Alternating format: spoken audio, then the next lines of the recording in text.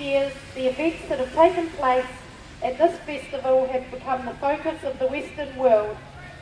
We've been shocked to learn of the barbaric practices that take place during the last week of June. Annie, what are we doing and why are we here today? So we're doing a vigil for compassion for animals. So we're talking about the animals that are killed every day for our plate.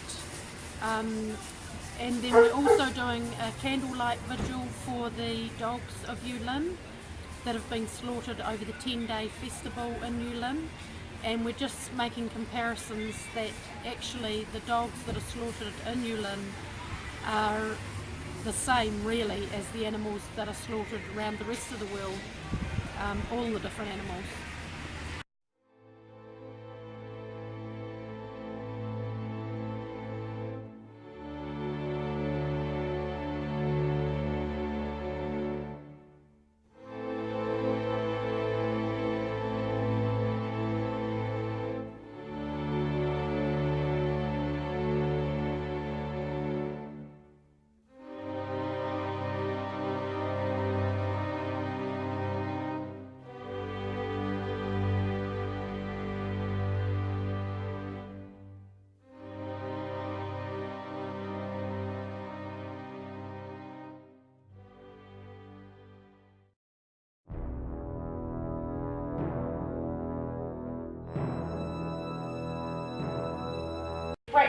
Try having a kid who's dying from something that's terrible and see what happens when you're against them. Okay.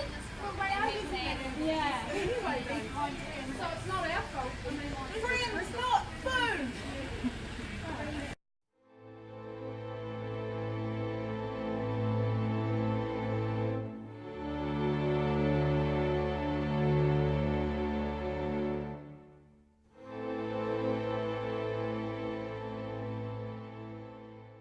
The Yulin Dog Meat Festival is an annual celebration in China which spans over 10 days. It is estimated that between 10,000 and 15,000 dogs will be consumed. Throughout the 10 days of festivities, the dogs are paraded in wooden crates and metal cages. They are packed on top of each other with no food or water, with no room to move. They are then taken off to be skinned and cooked. Their throats are cut and some may even be boiled alive. There is a belief that tortured dogs will provide better meat. Many of these dogs are often stolen from families who love them and are slaughtered with their collars still on.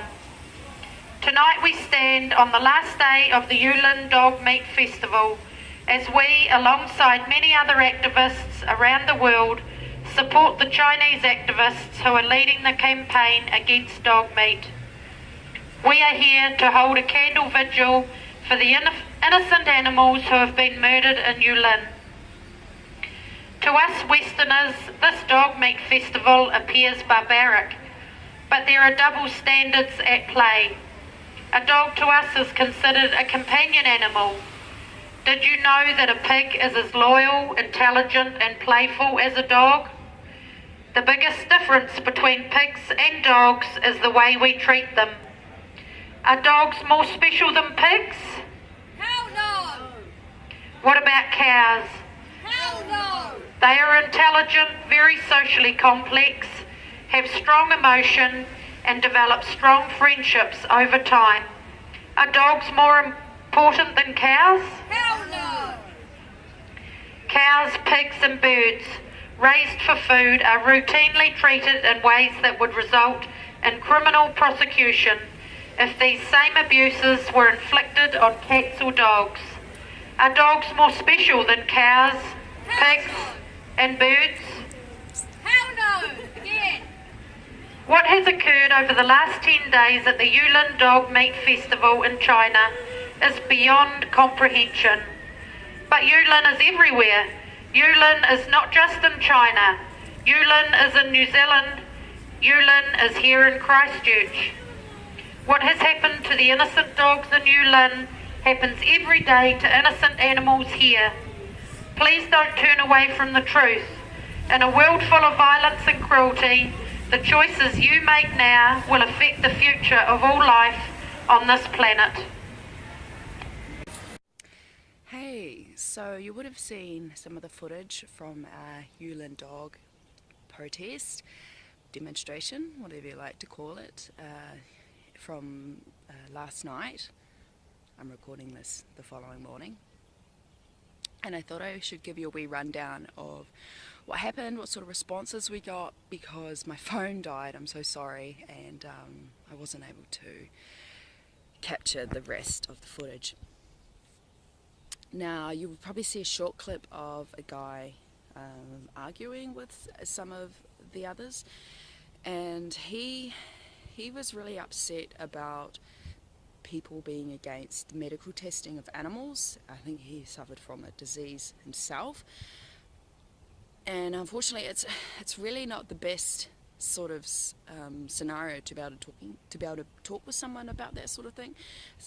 It would have been in a better setting, you know, for someone one-on-one with him and someone else to sit down and have a proper conversation about the science behind testing on animals and how flawed it is, and it's so outdated.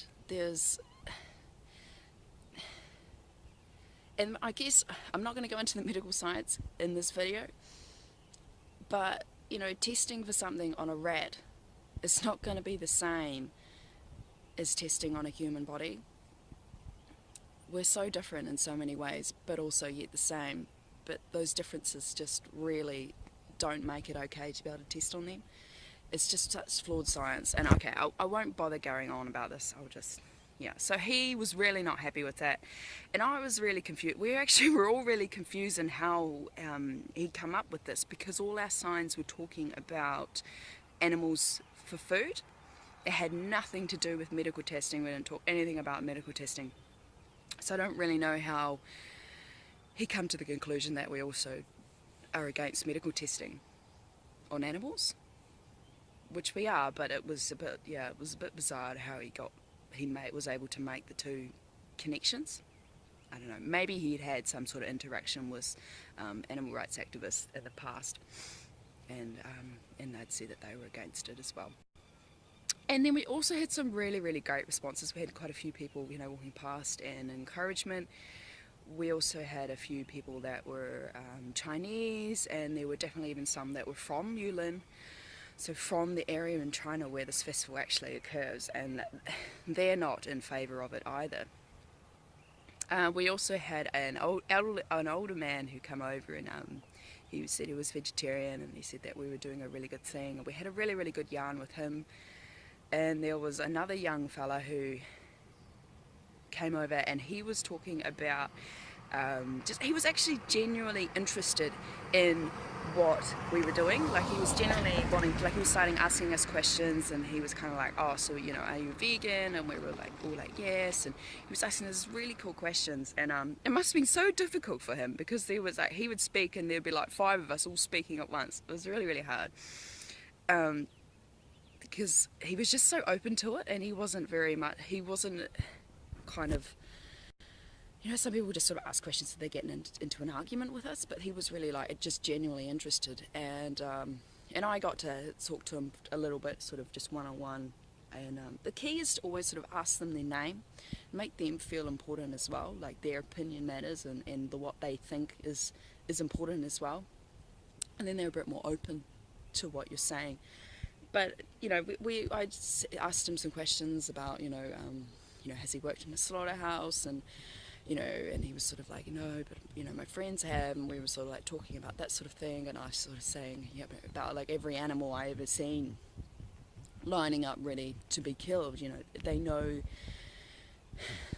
that of what is about to happen, and, you know, they're looking at the workers like, why are you doing this? And it's not really the workers' fault.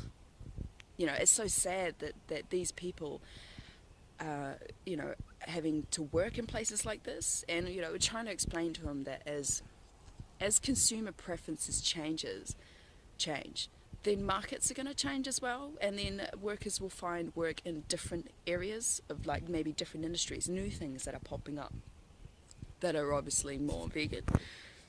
So yeah, that was really, really good, and I just wish we'd had some sort of pamphlets or something, or a card or something to give to him, so if he wanted to make contact with us again, he could do so. Or even just go away and do a little bit of his own research. So yeah, so that's my rundown of our protest last night, and I hope you've done something that makes you happy today. See ya.